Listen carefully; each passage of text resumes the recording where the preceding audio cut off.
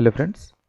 तो आज हम लोग सिम्फी की मदद से ये देखने की कोशिश करते हैं कि एक सिंपल पेंडुलम का जो टाइम पीरियड होता है वो डिफरेंट फैक्टर्स पे कैसे डिपेंड करता है, जैसे कि पेंडुलम का लेंथ, बॉल का mass, gravity and angle of release.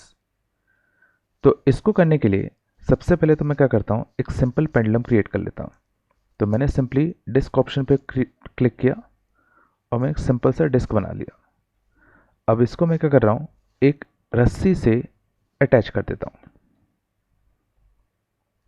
ठीक है।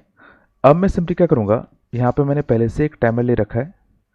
अब मैं सिंपली इस पेंडुलम को रिलीज करूँगा और ये देखने की कोशिश करूँगा कि जो 5 ऑक्सीलेशंस करने के लिए ये अप्रॉक्सीमेटली कितना टाइम लेता है। ठीक है। तो ये मैंने पेंडुलम को रिलीज किया। ठीक है। और जब ये वापस से स्टार्टिंग पॉइंट पे आएगा, मैं टाइमर स्टार्ट कर देता हूँ। तो देखते हैं, 1, 2, 3, 4 और ये अपने 5। तो लगभग इसको 5 ऑक्सीलेशंस करने के लिए लगभग इसको 21.083 सेकेंड्स लगे। तो अगर मैं 5 से अगर डिवाइड दूंगा तो अप्रॉक्सीमेटली जो इसको टाइम लग रहा है वो लगभग 4 सेकंड के आसपास का लग रहा है। ठीक है। तो इसका जो टाइम पीरियड होगा वो लगभग कितना हो गया, 4 सेकंड के आसपास हो गया। ठीक है। अगर मैं इसका ग्राफ भी अगर चेक कराऊँ तो यहाँ से अगर मैं सिमुलेशन को प्ले करूँ तो ये आप देख सकते हैं कि इसमें जो ब्लू वाला ग्राफ है वो इसके एक्स पोजिशन का ग्राफ है विद रिस्पेक्ट टू टाइम। ठीक है। तो ये आपको दिख रहा होगा साफ साफ, ये कुछ अपना एसएचएम टाइप का कुछ कर रहा है अपना। ठीक है। अब मैं ये देखने की कोशिश करता हूँ कि अगर मैं इस पेंडुलम का मास अगर चेंज करता तो क्या टाइम पीरियड पे कुछ फ़र्क पड़ता या नहीं पड़ता।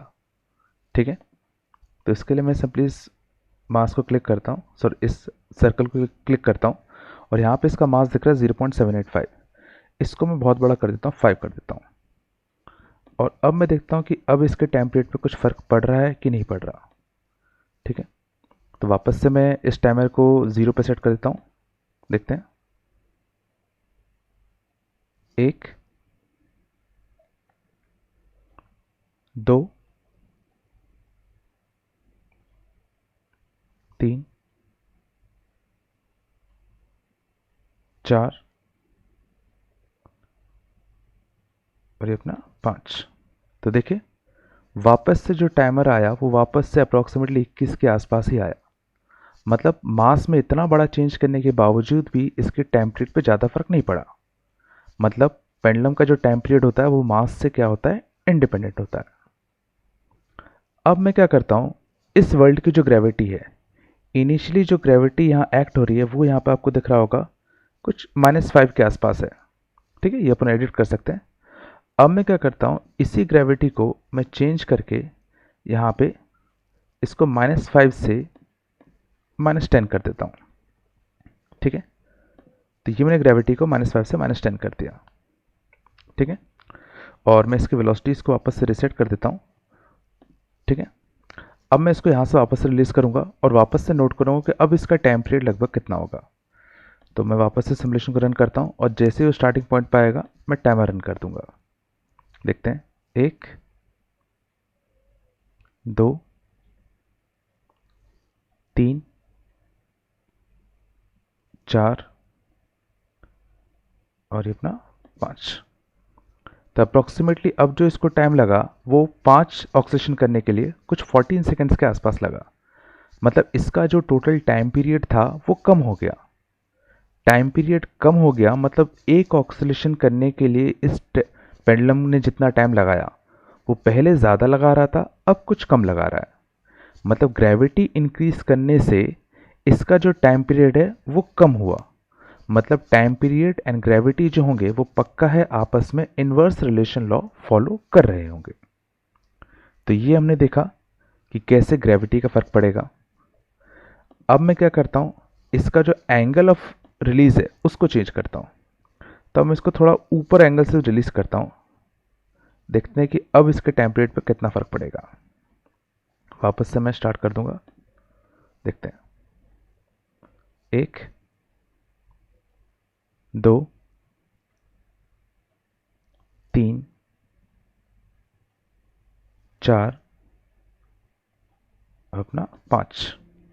तो देखिए वापस से अगर मैंने एंगल ऑफ रिलीज को इतना ज़्यादा रखा, अब मैंने इसको बहुत ऊपर से छोड़ा था, स्टिल इसका जो टाइम पीरियड था वो अभी भी अपना 14.8 के आसपास ही आया। इससे हमें ये समझ में आता है कि पेंडुलम को हम कितने भी ऊपर से छोड़ें, उसका जो टाइम पीरियड है वो उस पर डिपेंड नहीं करता। ठीक है, अब लास्ट चीज और देख लेते हैं कि अगर इस पेंडुलम का जो लेंथ है अगर उसमें अगर चेंज करें तो टाइम पीरियड पे क्या फ़र्क पड़ेगा।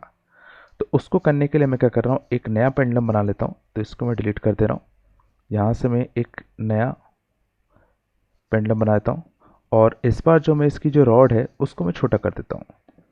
तो यहाँ से मैं इसकी जो रॉड है इसको मैं कुछ छोटा कर देता हूँ। ठीक है, अब मैं क्या करता हूँ, इसको रिलीज़ करता हूँ। तो अब मैं इसको यहाँ से रिलीज़ कर देता हूँ, देखते हैं। ठीक है, स्टार्ट। 1 2 3 4 5। तो देखिए अब इसका जो 5 ऑक्सीलेशन का जो टाइम पीरियड आया वो कुछ 10 सेकंड के आसपास आया। मतलब इसका जो टोटल टाइम पीरियड था वो लेंथ कम करने से इसका टाइम पीरियड भी कम हो गया। तो इससे हम लोग ये कंक्लूड कर सकते हैं कि पेंडुलम का जो टाइम पीरियड है वो लेंथ के डायरेक्टली प्रोपोर्शनल है। तो ये हमने 4 चीज़ें देखी इसमें कि टाइम पीरियड जो है वो लेंथ के डायरेक्टली प्रोपोर्शनल है, मतलब लेंथ बढ़ाने से टाइम पीरियड बढ़ता है, लेंथ घटाने से टाइम पीरियड कम होता है। टाइम पीरियड जो है वो अपना ग्रेविटी के इन्वर्सली प्रोपोर्शनल है, मतलब जितना ज़्यादा ग्रेविटी होगा टाइम पीरियड उतना कम होगा। मतलब अगर आप यही पेंडुलम अगर मून पे अगर ले जाएंगे तो इसका जो टाइम पीरियड होगा या उसके जो टाइम पीरियड होगा वो तुम्हारा कुछ क्या होगा, ज़्यादा होगा। टाइम पीरियड जो होता है वो पेंडुलम के मास से इंडिपेंडेंट होता है एंड टाइम पीरियड जो होता है वो एंगल ऑफ रिलीज से भी क्या होता है, इंडिपेंडेंट होता है। ठीक है, तो आज के लिए इतना ही। अगर आपको वीडियो अच्छा लगा हो तो लाइक एंड सब्सक्राइब करें और हम कोशिश करेंगे कि फिजिक्स के ऐसे वीडियोस हम लोग सिम्फी की मदद से आपको एक्सप्लेन कर पाएँ। Thank you very much.